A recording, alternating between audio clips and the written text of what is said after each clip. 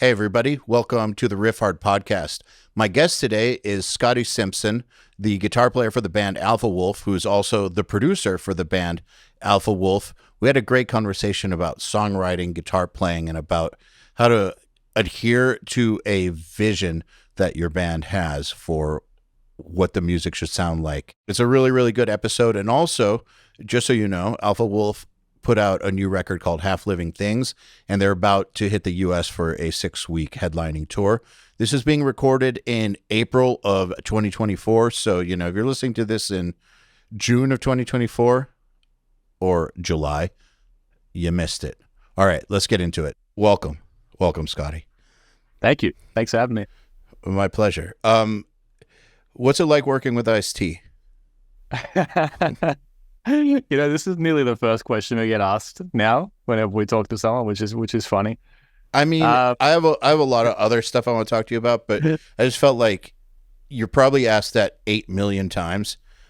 Let's just get it out of the way.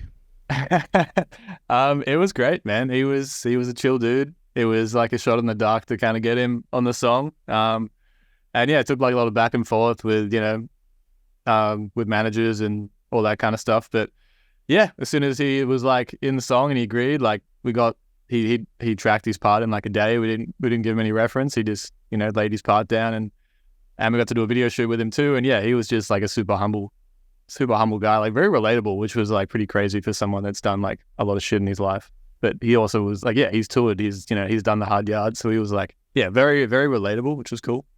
He loves the metal. He loves metal, dude. He like took over the Bluetooth speaker on the video shoot day and was just showing us new body count. It was just like he was just excited to show music, and I was like, this is very very sick. I wonder if that's what makes him relatable, is that he's in a heavy ass band that's also has to, it's not like he's in a band that's Slipknot level or something. Like body count, they're known, but they still have to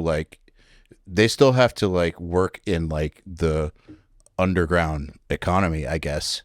And they're not like playing stadiums or anything. They're like, so I guess so. I'm not sure. He was just like, it was I don't know. I expected to meet him and he might be like, a bit A-list celebrity vibe because of, Law and Order and, all the video stuff he does. And yeah, he was just like very down to earth, and he was like humble that we wanted him on the song as like a newer kind of band. So that was really cool.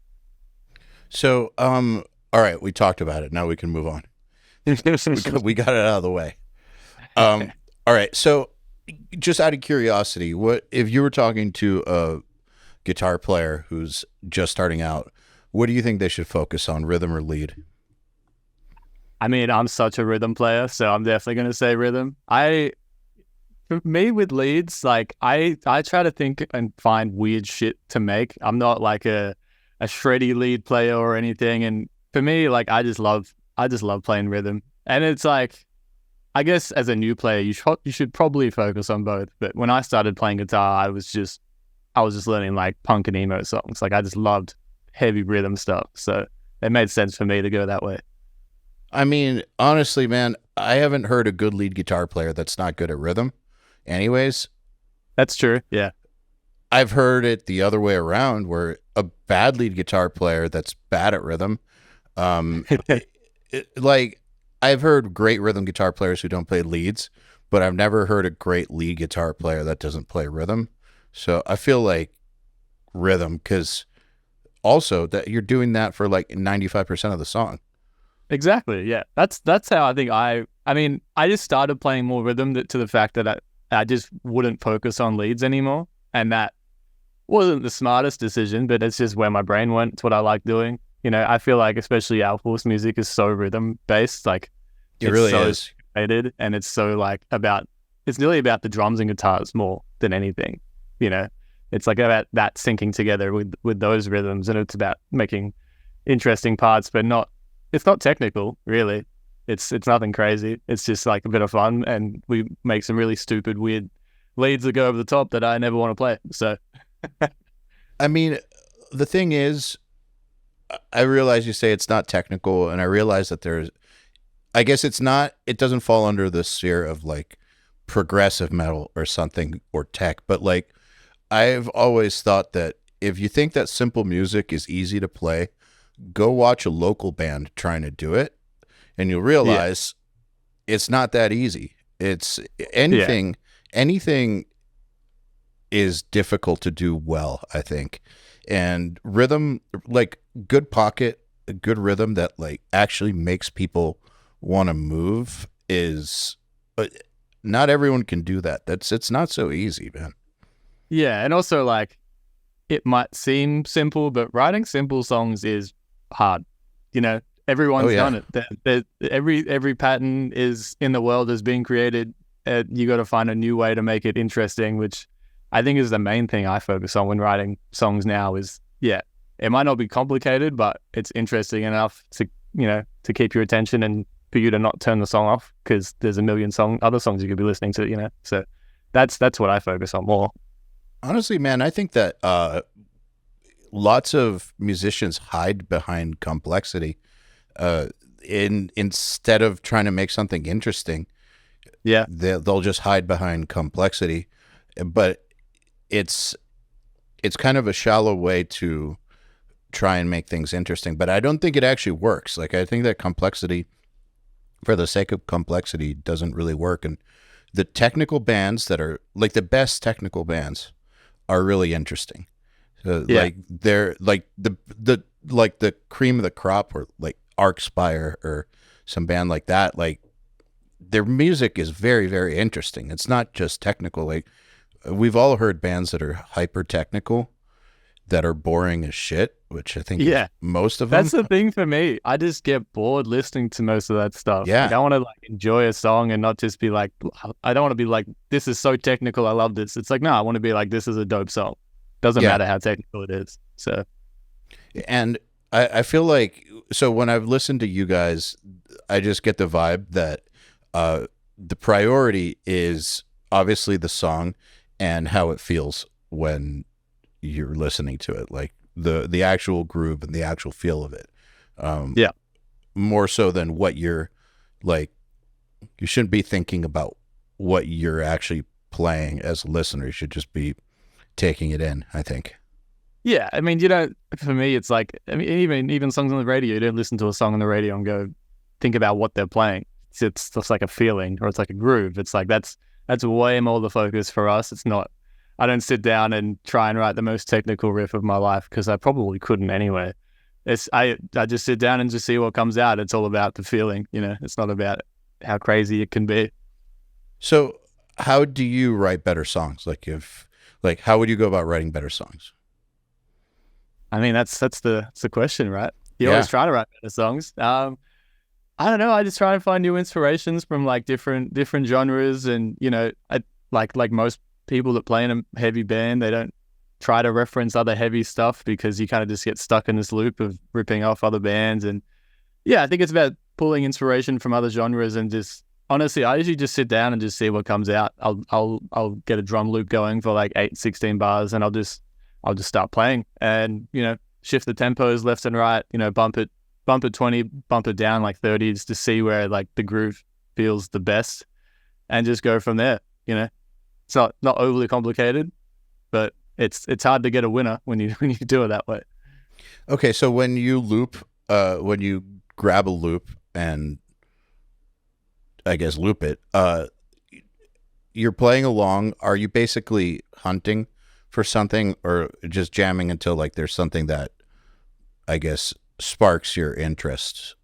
Yeah, something that sparks my interest. Like I'll usually just have like, I'll start with cymbals on every beat, and I'll shift the snare from 2 and 4 or on every 3, and I'll just start playing stuff, and I'll see as soon as I play something that seems like it's interesting enough, I'll usually stop. I'll figure out where the kicks should land, put some bass in, all that kind of stuff, and then build it from there. And then honestly, I usually will shift. I have my entire session set up that I can shift tempo, and it'll shift all the audio as well. So I can shift a song 100 BPM and it will shift everything for me. So I can just find where the best pocket is for whatever I just wrote. And I've done that to a whole song before. I've finished a 4-minute song and just gone, this is too slow, and just bumped it 20 BPM and gone, that's better. It just feels way better. So yeah, there's no winning formula though. Like that doesn't work every time. I feel like the tempo manipulation is one of the things that gets not messed with enough, and is it's like one of the most powerful things you can do in order to like give life to a song. If like the song is like, it's good, but something's just not quite right.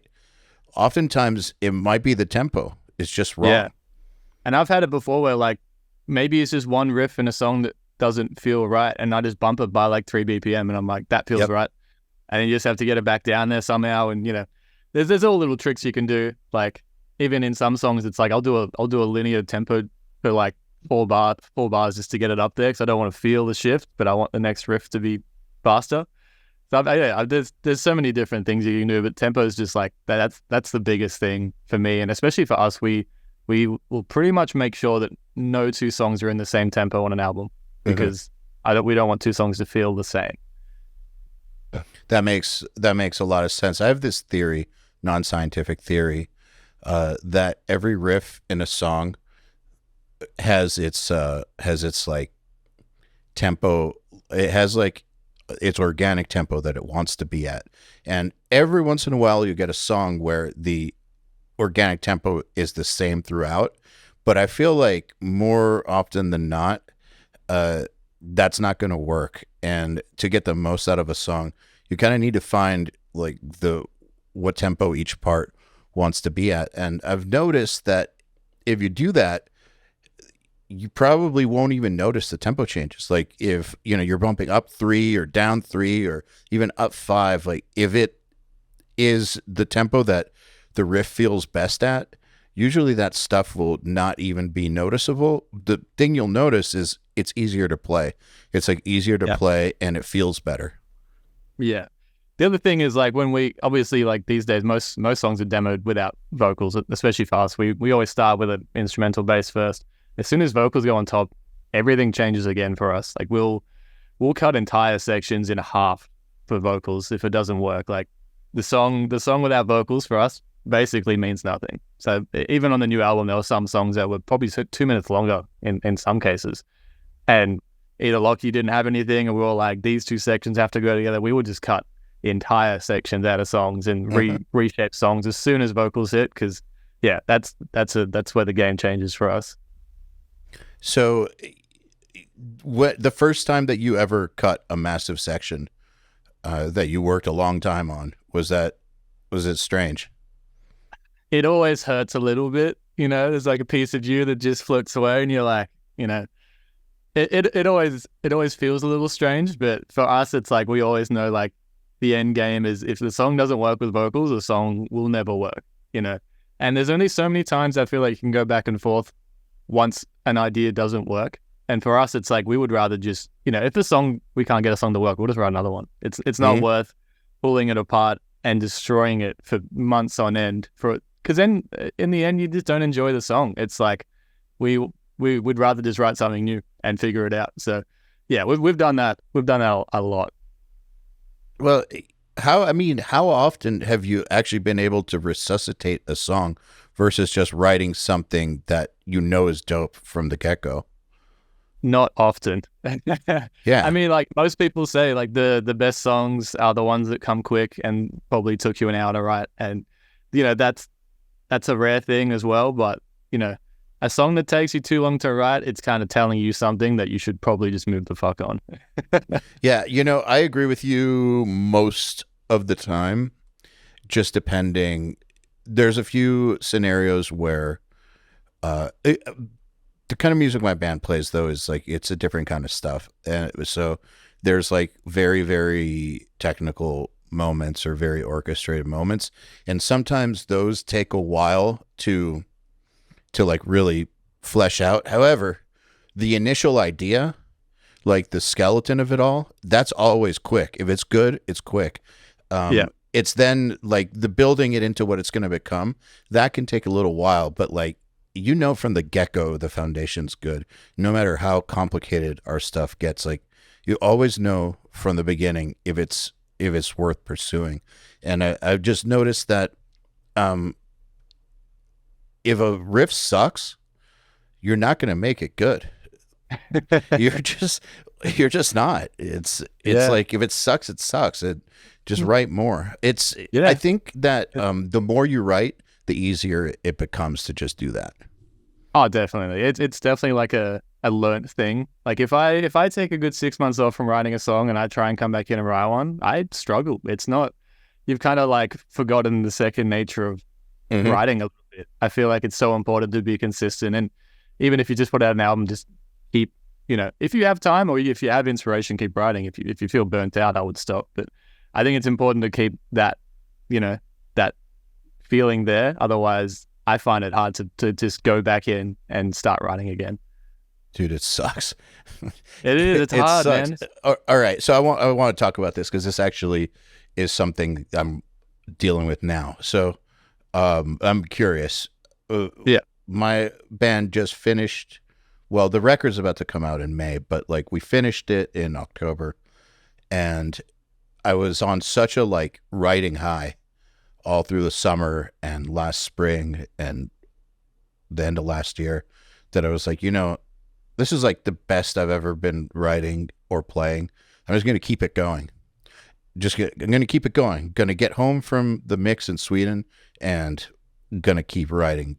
And then the moment it was done, like the fatigue just set in and I didn't write a fucking thing. And so now like, record's about to come out. So I'm like thinking, all right, got to start writing now, like have to start now.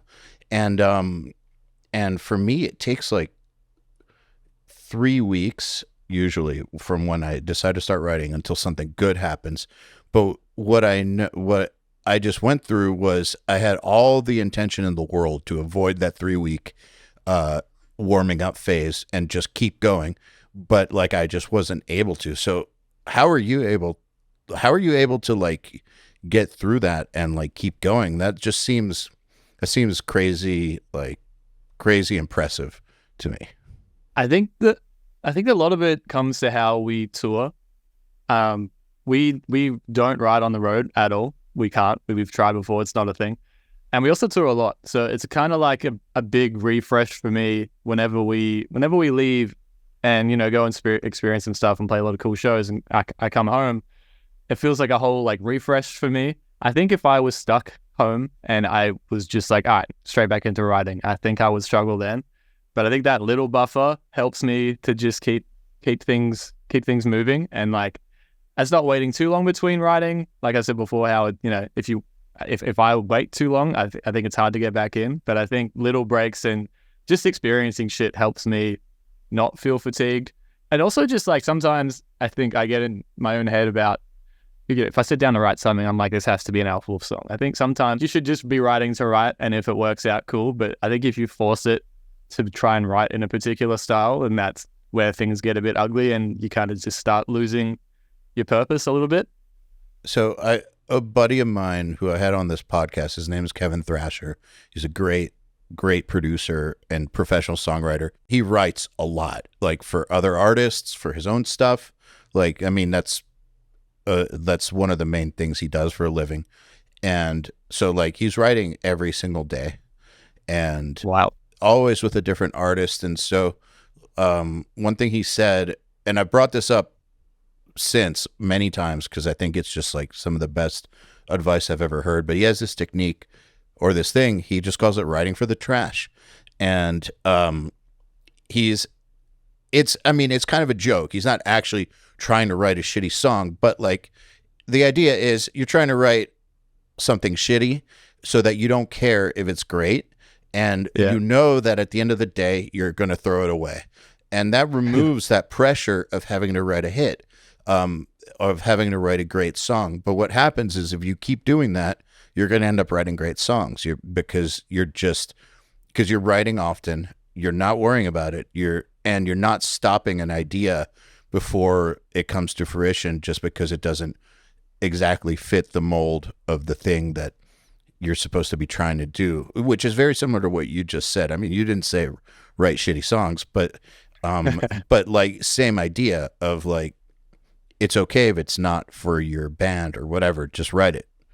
Yeah, just get it something out. else. Yeah. And yeah, that's the thing. I think it's important to just keep moving past. For me, especially, like, but maybe it's more towards the style of Alpha Wolf is like we just don't think about things too much. Like if it's not right, it's not right. Do it again. Write another one. And I guess that's maybe more like a hip hop approach of like with beats and stuff. If a hip hop artist doesn't like a beat, you just get another one. So. Because for us, it's like if it ain't good with vocals, I just don't care. Like it's not worth saving a song for me if it's not hitting with vocals on top. So we just start again. That makes sense. It's a very different approach, I think, than a lot of metal, because I think for a lot of metal, the vocals are just like a rhythm instrument. They're not like the front and center, like they are in rap or pop or rock or basically every other genre on earth, besides like classical. I think, I mean, I know there's a few other instrumental genres out there, but it's a very non-metal approach. However, I feel like the biggest metal bands in the world historically have always had great vocals, always, like without fail. And that they thought about it. So I think that bands ignore or deprioritize their vocals at their own peril, basically. Yeah, I mean, it's everything, right? If you go into a show, you're not singing along to a guitar riff. I mean, maybe sometimes there are some good guitarists, but for me, it's you sing along to the vocal. So it has to be good. Otherwise, it's just start again. It's not it's not too deep. No. So with the vocals, is that something that you all get involved in writing, or you basically get the vocals and will then fix the music around the vocals, or like how does that whole process work? Yeah, kind of the latter what you just said, but vocals is usually the Sabian or lyrics I should say, usually Sabian or Lockie's our front man. He'll either come in with ideas, he might only have a verse, he might only have a hook idea, and then we'll usually build it all together, or every song is honestly different with that. But once we have an entire picture of, here's the start, here's the end, here's the middle, then we'll start pulling apart a song and going, this section makes no sense with what you've done. If what he's done is like really good and he's happy with it, it's like, now we'll pull the song apart to make it work with what you just did, because that sounds sicker than just an empty riff or an empty breakdown or whatever. Yeah. And what about if you're not happy with what he did? Usually we are. I think rarely. Well, that's great. Rarely we're not, honestly. But there's been times where he's done a whole verse and he's probably the most critical of himself, that he'll be like, I can do better, but here's what I have. And sometimes even that helps, just hearing like a full picture song, even if we're like, something about this section isn't right, but we can listen from the start to the end and go, this is a whole song. How do we feel about it? And we know a section's going to change, but I think it just helps being able to hear it as a whole thing. Yeah, that makes sense. So how long, not how long, what am I trying to say? What is your guys' process for saying you don't like something? I mean, usually we know straight away if it's just not right. If we're just like, this isn't hitting the right way. And if it isn't, I think it's usually like, so everyone will usually go their own ways. I think it's harder for us to come to a conclusion altogether, which is kind of funny. So usually it'll be like, this section isn't hitting, everyone fuck off and go do your own thing. We'll come back in a week and everyone just come in and say, what they have, basically. So it's like so go your own way and work on it. Try to come up with a solution. Yeah. It's usually not a sit down together and figure it out. Sometimes it is, but on most cases, it's let's leave this for now, give it some time to breathe, and then on a fresh, in your own time, figure it out, or maybe in a week come back, and if we don't have it, we'll sit down and figure it out. But that's pretty rare. Usually it's people in their own time will be like, I figured it out, here it is, and it's like, cool, that's it, done. Is it one of those best idea wins kind of scenarios? Every time. Yeah. Every time it's best idea wins. We try not to, give anyone their opinion is the most important opinion. I'd say if anyone, it's probably Lockie, our vocalist. If he wrote the part and he's happy with it and no one else can come up with anything better, then it's just like, you win. But it's always best idea wins. Circling back to the idea of cutting parts of songs, I'm just curious about this. You said that you've cut out like massive swaths of songs, and that every time it hurts just a little bit. But I'm curious, after the fact, after you made the cut and you finished the song, it's been out for a while. Do you even remember the old version? Never. It always disappears, which right? is the funny in the part. ether. Yeah. Like we have a song, Hotel Underground, that we put out on a split EP last year before, can't remember. That song was finished, mixed and mastered, and we were recording vocals on the road. We would literally sound checking. I'd pull out my 7B and we'd track a few lines in sound check because we had a crazy deadline for it. And we just couldn't figure out the end of the song. It was, Lance was with us. He was mixing on the road. He's great. Yeah, shout out Lance, love him. Yeah. And we just couldn't figure out the end of the song, and it was like a finished mix, and we just cut off the last minute and a half of the song, and we were like, cool, done. We just cut it because we were like, what Lockie finished on in this part, we're like, that's the end of the song. It can't go any further, and we just cut it off, and it was way better. So I have a finished version of that somewhere that's fully mixed, but it never came out. Do you ever save songs for later, or riffs for later, or if it doesn't get used, it's dead to you?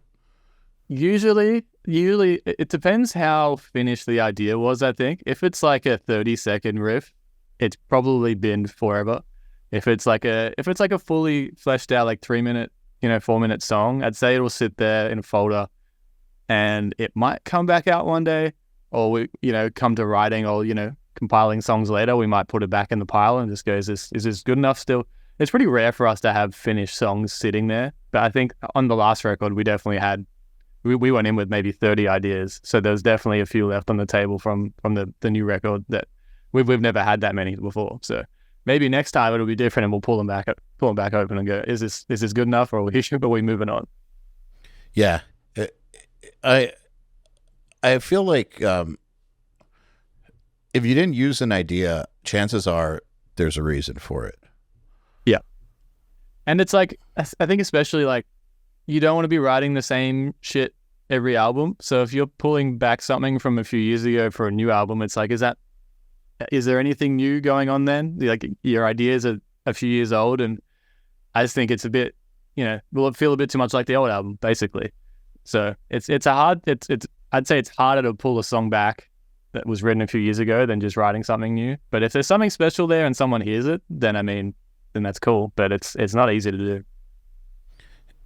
I've noticed when trying to rework old stuff that I'll have like the best of intentions because I'll remember that this thing was cool, and then I'll try to rework it, and I realize just how much I'm no longer in that headspace. You realize why you left it there. Yes. Yeah, exactly. I think that one of the things that a band can do, or a writer can do to get better, is be willing to ditch stuff and just make more, yeah, and just leave shit in the past.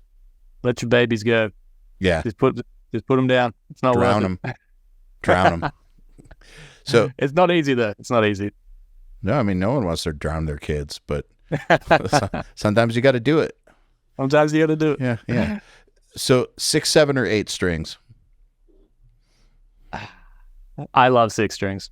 6-string baritone, that's the money. Which is funny because I've been playing more 7s recently, but there's not many good 6 baritones that I want to play. So it's easy to get a 7. And it's very funny. A lot of people make comments about Alpha Wolf stuff because we play 6s, we play 7s, we play anything. And it's like, dude, we play fucking rhythm. It doesn't matter. The top 4 strings are the same. But whatever's at the bottom, I don't care. It's like whatever feels the coolest doesn't really bother me. But 8 strings, too much. Way too much. Fair enough. So you're switching tunings a lot, or you're switching guitars a lot, or string sets? No, we use the same string set. We play in a few different tunings, but it's only ever the top string that changes, which is a bit weird, but we never really change entire tunings. Like we have a few songs that it's in drop G, but the G is tuned down to an F. And then we have a song where the F's tuned down to a D sharp. It's just shifting chord notes and, shifting patterns that you can do. But we never really change full tuning just because we can't be bothered really. So it's already in drop G. Yeah, drop G, and you just shift the G down to an F. So even further. So yeah, you just keep going down. Yeah, interesting. So we use EverTune guitars, bridges. Sorry. So we'll usually have a guitar, in that tuning, EverTune to that string, just so it's in bend mode and it'll stay in tune. Otherwise, if you can literally sit down and detune it, but it won't stay stable, and you can't bend it properly because of like how the EverTune saddles work. So we'll have a few guitars sitting there in the other tunings, but the other good thing is, worst case live, if we break a string, we can just use the same guitar for any of our stuff. Yeah, man, isn't EverTune just a godsend? I never stop talking about it. I love it. Every one of my guitars I have in here has one. I have another one coming next week. I love them. They're just the best creation ever. Once I got an EverTune, like all my new guitars are EverTune from that point forward. It's just a game changer. Like this, for me, especially as we've talked about before, not a lead player, there's no disadvantages for it. I think you can bend just as good, maybe not for leads. I think that's maybe one thing where you need a Floyd Rose, or you need a big, if you got crazy vibrato or anything, then maybe it's not for you. But besides that, it's just such a godsend, live and studio. Yeah, man, going back and playing on a fixed bridge, I realized just how out of tune everything is on fixed bridges. Hear it. Yeah, it's straight crazy. Away. You hear the string wobble. You just hear like the intonation. I'm just like, no, give me my EverTune back. Yeah, it's crazy thinking about how like putting up with it back before EverTune. Yeah, I mean, we track whole albums of just one riff, and then you play the riff and you go, all right, I'm playing a 5, tune to the 5. And you do that riff and you're like, all right, this one has a 3, tune to the 3. And it's like, it saves probably weeks tracking guitars for an album. And then you can actually play riffs. Yeah. And you can play entire riffs and entire sections, and it's like all usable. Yeah. Like I think we tracked our entire album maybe in 5 days for guitars. It wasn't many, maybe 6. We just smashed through it so quickly. It was dope. And you know what else? You can play hard. You can play hard and it's still usable. Yeah. So a lot of people say that there's this, like, they call it the tone tax, that, EverTunes don't sound as good. And I feel like there's this tiny percentage of the tone that gets sacrificed. However, you can more than make up for it by how you play. Like, it gives you the ability to play hard as fuck without going out of tune. And then also, if you just have the right pickups and brand new strings, it sounds great. Like there's nothing that like a little bit of EQ can't fix. Like, it's not that big of a tone tax. Yeah, if the tone tax is like that bad for you, I think what the EverTune does makes up for that in time, in just effort and stress. Everything that it makes easier in the studio. I think if you're losing a bit of tone, I think that's the least of your worries. Yeah, and you can get it back. So yeah, I've never noticed much, and I'm not the biggest tone head of a guy. Like, if a rhythm patch works, cool, I'm happy. Like, I'd rather play a guitar that feels nice and stays in tune and has stability. Everything is way more important to me than what wood is this guitar made out of. Because I probably couldn't tell you what any of my guitars are made out of. If they play fine. That's all I care about. Yeah, I mean, I think the tone tax is blown out of proportion. Yeah, I really think it's blown out of proportion. I mean, I'm sure all of it matters in the end, but like for me, I have more worries than that. Yeah, I mean, how you play, I think, is the biggest thing. And so if you can play with more conviction because of it, it's going to sound better. Like that thing you just said about having to tune to chords, like that's such a like common way of recording because of tuning issues that How is that better? Yeah, it's not. It's soul robotic. sucking sitting there doing it. Oh my God, sucks. I've done it so many times, and yeah, I think, since, I mean, I could talk about EverTune forever.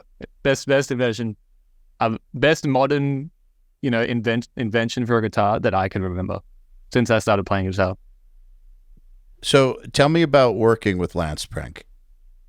He's the man, the absolute man. We worked with him for, God, a long time. He's pretty much mixed all of our records. I think he has, actually. He's great. Like, I couldn't say a bad thing about him, really. He's a very hardworking guy. He's a very honest guy. If he doesn't like something, he's going to tell you. Whether you want to do anything about that, he's probably not going to make you, but he'll be like, hey, this kind of sucks. You should probably fix this. And you go, okay, Lance said I should fix it. We've always said he's like the sixth member of Alpha Wolf because, we technically self-produce, but Lance tracks all of our stuff and he's like the sixth opinion, It'll go through all five of us and then it goes to Lance, and besides that, we kind of don't really care what anyone else has to say. So he's tracking, but you're producing. Yeah, pretty much, yeah. So you still got his opinion in real time. Exactly, yeah. I track all the vocals and he does everything else, and we've done that for 4 or 5 years now, I think. So we've done that for a while. Seems like it's working. Yeah, I mean, honestly, it's just the easiest way. Like, with how we demo our songs, they're usually like completely fleshed out, like all production will be done, all samples, everything will be like ready. And then I just go to his studio and we track. I give him my Pro Tools session and he'll just import everything. Like, half the time we don't retrack leads either. We just, because our leads are more effect based. And, if I've spent the hours perfecting what I want it to be like, why would he go and, redo all the work? So a lot of the time he'll just import everything. And then if there's stuff we have to retrack, cool. If he has, suggestions on like patterns or whatever. But most of the time, by the time like we start tracking, the songs are like 95% finished. What's your vocal production process like? How did you learn to do that? Great question. I've been producing bands for a long time, like over 10 years now, and I guess over time I just got better at that side of it. I guess maybe that's why I'm so focused on, when I say like if a song isn't good with vocals, I don't care about it, because it's probably like it's my favorite thing to work on, because I think it does make a song, it makes a song good or bad. So yeah, we kind of just sit in this room. Literally, we've recorded the entire album in this room, and we'll just go back and forth. And the best thing about it is, for us, we can take our time with vocals, which is the most important thing. We would track for maybe 3 hours a day. We would just get low-key at his like absolute peak, and as soon as you started feeling any fatigue, we'd just be like, that's it, done for the day, rest up, come back tomorrow. It was about getting the best takes, and if we went to another producer, I don't think we could have done it that way, just time constraints and money and all of that stuff. So the fact he was just 20 minutes away, and he could message me in the morning and go, I'm not feeling that today, and it's just like, do it tomorrow. So we spent maybe 3 months recording vocals because of that. So it was quite a while, but the outcome was the most important thing for us. I've noticed that if you really go by how a singer is feeling, it's going to take longer than you think. Oh yeah, it's a long process, but I don't know how we'd go about doing that again with just how much we tour, but the outcome is just that much better. And when it's a good day, it's a fucking good day. You can get good stuff done. But he's come in before and, he's done half an hour and gone, this ain't it. And it's like, we'll just write some stuff, or we'll throw ideas back and forth, or you can fuck off and go home. It's chill. It's good that you're not putting the pressure on him when he's not feeling it, because the only thing that'll happen is you're going to get some half-assed takes, or maybe not half-assed, but just not peak. Yeah, and there's times where we've had to do that. Like I mentioned before, we were tracking a song on the road. We would hire an Airbnb and we'd just go in a room, and we had to do that. We can do that, but it's not fun. So it's like, if there's no time constraints, and we've allowed ourselves the time to do that, then that's the way we'll do it all the time. So what got you into producing? I think there was just no one left, no one around that was doing it in back home. And I've been interested in it since I was, 15, 16. I'm 29 now. And yeah, I enjoyed the behind the scenes process of how people got sounds and, just writing songs. And eventually I just was like, I'm just going to start doing that. So I started producing local bands and then started doing my own stuff and writing my own stuff, producing my own band. And yeah, I feel like for most people, it's a very like slow and steady grind. And it's one that never really ends. You're always kind of chasing the next thing. So it's always just about writing cool shit and, caring about the song, I think. Man, for a long time, there really weren't that many good heavy music producers in Australia. Like, well, yeah, there was Australia Forrester, especially, man. there was Forrester, Lance, but he's more recent. But yeah, there's really not that many, though. Still not that many, but there's more than before. You still can't name many because it's just not.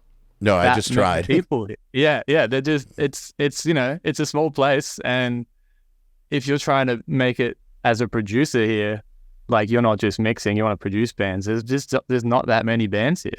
Like it's not America, it's not Europe. There's not many. And I was producing a lot more a few years ago, and I just kind of had to make the choice when Alpha Wolf was kind of popping off. It's one or the other.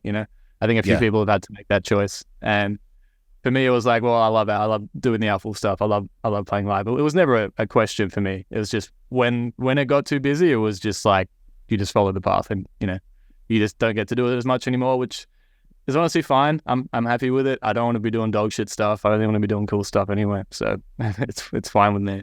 I mean, the thing too is with the band, like you really should seize the moment when there is a moment with a band, because it's such a rare thing, right?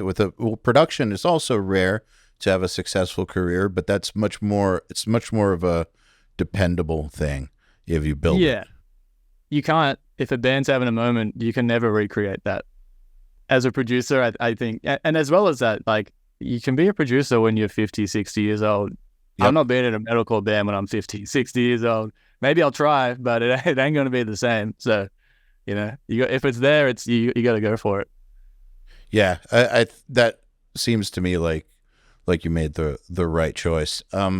With Lance and mixing, do you guys attend the sessions, or you go and you track and then leave them, basically fuck off, leave him be, let the man cook? Yeah, I guess again with how much the songs are completed by the time they get to him, that like nothing from tracking. I wouldn't say nothing, but from the tracking mix to like mix one is like most of the work was already done, so it's not going to be anything.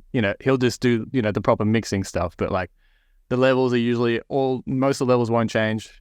Everything is kind of like in its place already. So by the time we leave tracking, and even when we're tracking, like he'll send tracking bounces every night, and we'll give notes on that. Be like, these levels aren't where they're meant to be. You're missing this production stuff or all that stuff. So by the time he's into mixing, it's like, yeah, do your thing. I know you'll make it good. Everything's where it needs to be now, and yeah, from here on, do your thing. Do you find that that Alpha Wolf, I guess the success of Alpha Wolf has helped your production in that you can do it less, but keep it going as a result because people know who you are? Oh, definitely. Yeah. If I'm dabbling in writing with other bands and all that kind of stuff, and I know that wouldn't be a thing if it wasn't for the success of Alpha Wolf. But also, like, maybe if the success of Alpha Wolf didn't happen, I'd be producing more and I'd have more records out, and then I'd be busier that way. So there's no real way of knowing. It's just like the way the path went, and I'm just rolling with it and seeing what happens. Well, I thought that I feel like there's three main ways to build as a producer, which is one, you're working with locals, and one of the locals pops off, and they keep coming back to you, so you kind of grow together. Or two, you get hired, or you get an internship with someone who's making the kind of stuff that you eventually want to be working on.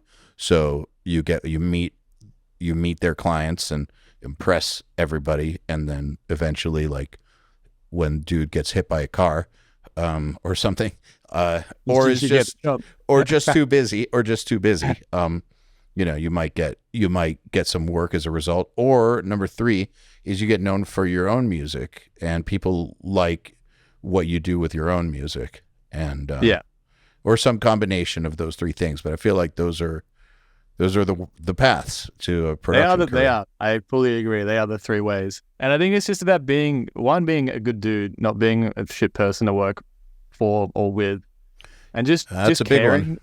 just caring enough. Like, I feel like so many people just don't care, and like, I wouldn't say that's why we haven't gone to a different producer, but I think it's in the back of our minds of like, I would hate to pay some dude like an enormous amount of money, and I get there and he just doesn't give a fuck, and I'm like, I'm on the other side of the world, and this is our thing, and I'm giving it to you, and you just don't care. It's like, that would crush me. And I've heard stories about that in the past of many people that's happened to. So it's like, I'd rather just do it myself, because end of the day, like, us five in the band care more than anybody else in the world about how the songs will turn out. So if you can prove to me that you care more than me, then maybe I'd get produced by someone else. But like, I just don't think that's so rare to find. I mean, no one's going to care about your stuff more than you. Exactly. Yeah. I guess care enough to want to make it the best it can be, and not just hit record and track the parts. Like, anyone can do that. It's fucking 2024. It's not hard to do that anymore. Yeah. Well, finding a producer who like connects with what you do, and cares enough to where they're going to take it on as if it's their own.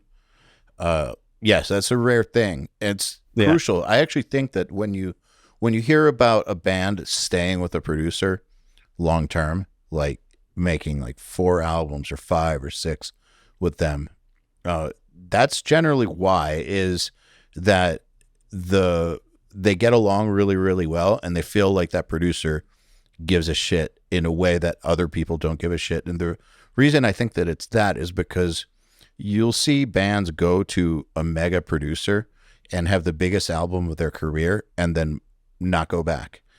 Yep. And so if the success of the album was the reason people stayed, then that wouldn't happen. But it happens pretty often, actually, to where they'll go to some name once and they'll have success with it too. But the experience will suck for them so much that they won't go back. I've seen that several times.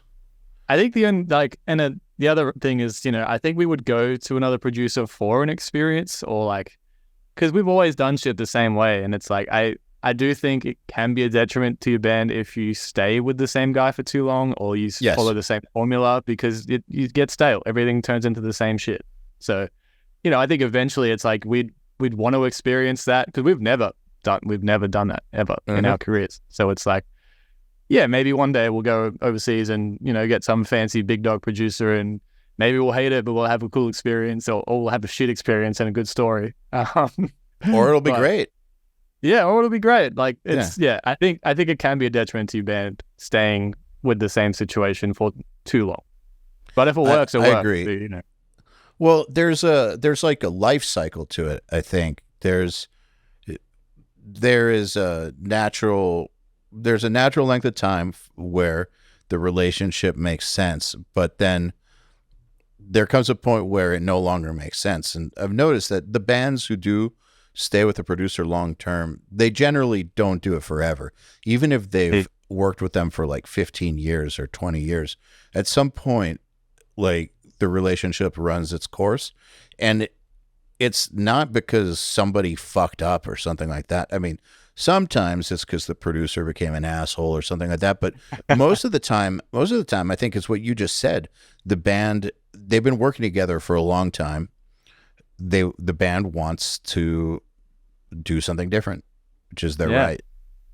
It's just experiencing different shit. Like, you can get so used to like how you work on a record that it should be different sometimes. Not all the time. If you get too comfortable, I think it can get bad. Yeah, I agree. I agree completely. So how do you make sure you don't get complacent? Man, it's hard. It's it's I guess you just got to stay humble and stay vigilant, I guess is maybe the right word. It's just about like being honest and not overthinking things, but also, being your biggest critic, which everyone in their own band is as well. I don't think there's like a right way to do that either. It's just a feeling, I think, that you have to stay on top of. And as long as you're working hard at it, I think you're fine, but you just don't want to get complacent at the same time. So how do you feel about Half Living Things? I love it. I fucking love it. It was a long process to get it to where it is, but yeah, I couldn't be more happy. It's my favorite album we've ever done, which, you'd hope I'd be saying that if it's a new record. Yeah. But I love it. Yeah, I think exactly what exactly what we set out to do is what we did, and that's probably the proudest thing. I'm the most proud of that, because we set out with a vision. We went in when we started tracking this album. There was basically no vocals. There was like 30 songs, and it was a mountain of work to get it done. Especially around we played like 115 shows last year and recorded an album. It was a big year. So I'm so proud of it. Very proud of how we got it done, really. What was the vision? The vision, man, it's just about being a fun, heavy live record and not straying too far from what we did previously. So I think for me, this feels like our second record. It's technically our third, but it's, I think what we did on A Quiet Place to Die was like the benchmark, and it was like, this is exactly, when playing these songs live, we love them. And we're like, we just want to write more fun songs that we can play live and have a good time.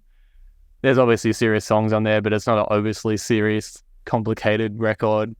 It's more about the live setting, having fun, and just writing like total ass beaters that, that we like to listen to. I want to listen to it in the car and fucking love it. That's the aim. So you're not against listening to your own stuff? God, no.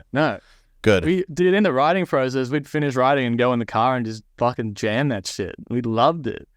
I think once a record is out is when I stop listening to it, because it's like, it's not mine anymore. It's everyone. Yeah. Everyone has it. As soon as it's out on Spotify, I usually listen to it once and go, all right, it's not mine anymore. I've done my 2 years with it, and now it's everybody else's. So, I mean, how many more times can you hear it? Oh yeah, I mean, dude, after the mixing process is when it gets rough. Yeah, you'll always go through the self-doubt phase of being like, we fucked it, the record sucks. You go through the hype phase of finishing a song. It's a terrible phase because everyone goes through it, and you're like, I think we actually fucked up. I think it's bad. But every record, it happens. You have the hype phase of when you finish a song for the first time and you listen to it on the monitors and it's fucking dope. Like, every time it's the same phases. So yeah, we're at the phase of it's not mine anymore and I don't want to listen to it, but I'm excited to play it live. That's one thing. That is yours. That is ours. Yeah. So that's, yeah, we played a pop-up show the other day where we got to debut like 4 of the songs. We literally never played them in the same room together until maybe 2 hours before when we were sound checking. So yeah, there's a lot of fun practice to come up to get the songs where they need to be live. That's like a whole other way of experiencing them, is to play them live and actually hear them like that. Yeah, feel them like that. It's a whole other thing. You sit in the studio thinking of these moments and being like, I hope this works live and I hope people connect with this. And then you go out and you literally get to see it and go, did it work? Did it not work? Can we do better next time? It's like a whole process. It's like a big refresh feel for me, putting a new record out, and just, it's like a whole, I mean, it is a whole new cycle, but it really feels like it. It's like a whole refresh feeling. Man, that we fucked it up feeling is it's so weird. It's so weird because you're right. Everyone gets it and everyone's convinced. Like, yeah. It's like when you get that feeling, you're sure you fucked up. Like, and it makes no sense because 12 hours earlier, you may have thought that it's like the greatest thing on the planet. Yeah. And then one day it's like, it's a complete and total opposite of where you were. It's completely irrational, but it feels 100% real. It feels so real, and it happens every record. I'm gonna say I'll say 50% of the songs. I feel like some songs you finish and you go, yeah, that's right. We nailed that. But some songs some songs on the record now I hear and I'm like, we could have done better. That part could be better. This could still be. I mean, it's never, a record is never finished. You just have a deadline. Yeah, but that could be better is a lot different than we fucked it. Yeah, okay. We fucked it, stayed in the studio, and then usually we figure that part out before we get to mixing. I hope so. Yeah, but I mean, I feel like there should be things. You should be finding things that you could have done better, because if you don't, I don't know, man. That seems delusional. Anytime I've met people who think that they did something perfect, like, they're not very good usually, or they stagnate. Like, everyone I know that does good stuff doesn't ever think they did something perfect. Yeah, you got a point. I like that. That makes me feel better about some things. But do you know anyone good who thinks they do perfect work? I don't. Nah, I mean, there's always something that can be better. Or, I mean, like you said, that's a good thing. I don't think nothing can ever be perfect. I mean, music is subjective. Nothing. It's an opinion. Nothing. Somehow, what I feel is not how someone else will feel. And I mean, that's how the world works. Which is, it's good. Hey man, if a fan thinks that it's the perfect record, that's awesome. Yeah, I agree. Then we've done our job. Yeah, but it's not the fan's job to write the next record and make it better than this one. So yeah, I think my worst thing is you see people that have just heard the new album and they're like, yeah, sick, can't wait for the new shit. And it's like, dude, this took so long. There's no new shit for a while. Come on, man. It's like, was not heard it once. Yeah. Like, all right, what's next? And it's like, let me breathe, please. That's weird. I know what you're talking about. That is weird. I mean, on the one hand, it's a big compliment. They're excited, and that's a compliment. But it's like, come on, man. This ain't shit out overnight. Yeah. It's a few years behind a project like this. Well, I mean, that's the thing is I think that this is fine, but there's this idea that I think people have that how hard you work on something should determine if people like it or not. And that's divorced from reality, because the listener doesn't give a fuck how hard you worked on it, right? Like, they weren't there. It's not that part of the process. That part of the process is not theirs. Like, that they're not, that has nothing to do with them, and they don't experience it. It's not theirs. And so all they know is when they listen to it on Spotify or whatever, is it cool or is it not cool? Do they like it or not? And that's it. None of the rest of it matters. And I think sometimes musicians will get hung up on, I worked so fucking hard on this. Doesn't that count for something? And no, it doesn't count for anything. And you should be proud of yourself, but it doesn't count. Yeah, it doesn't count for shit. No, it doesn't count for shit when it comes to how the world is going to take it. And so from a fan's perspective, if they love it, of course they want more. So it's a compliment, but at the same time, it's like, it just goes to show how much of a different experience it is to be a listener than it is to be the creator. Yeah. I mean, I've probably been there before. I've heard a song from a band. I've gone, I love this. I want more shit. And that's me being a new fan of a band that they put a new song out. I'm like, this is sick. Where's more? I probably wouldn't comment on a poster there saying that because I'm not that inclined, but I feel it inside that I would want more of that. So, yeah, I get it. But being on the other side of it, you're like, oh man, this took a while. I can't do that for a little bit. I feel that way with some movies and directors I love, like Chris Nolan movies. I'm like, why can't there be more? It's like, figure it out, dude. Just keep it. It's like what the fuck, man? What, are you slacking? But I mean, imagine the insane effort, the gargantuan effort that goes into making one of those. It's like, of course, it's years and years apart. But I love watching behind the scenes of that shit. It's so interesting Because again, it's like that's where we're on the other side of it for that. We're just the watcher. We get to see it, and it's like seeing how that shit's created is like mind blowing to me. It's so cool. Yeah, that's a whole other world. Yeah, that I will never understand. I know too much audio shit. I'm not going into that world. No, but it is fascinating. I mean, it's fascinating because, I mean, have you ever tried to film something and make it look terrible good? at it. Yeah, I'm so bad at filming. It's so hard. Yeah. Like, we're lucky that Sabian, the other guitarist, Alpha Wolf, is like, he's our video and the graphic guy of the band, and that's his bread and butter. So for me, it's like, I'm the audio guy, he's the video graphic guy, and we just have this mesh that so much shit gets done because we're both quite good at that side of shit. So I leave it all to him. I don't touch video shit. It's like, video work? Nope. Give me the audio. I'll mix it. It's fine. The video side, I ain't touching. I mean, fair enough. It's good to know what your thing is, but seeing good, like a movie that looks that insane, it's like, man, it's hard for me to get a selfie to look good, let alone a movie. Yeah, it's a different planet that I'm totally to not understand. Totally. Well, Scottie, I think this is a good place to end the podcast, but I want to thank you for coming on, and great luck with this record cycle. Thank you. Appreciate it. Yeah, I'm excited to tour it, excited to play it. Hopefully people like it enough to come to a show. That's the aim. So yeah, I'm sure there will be people coming to a show or two. I hope so.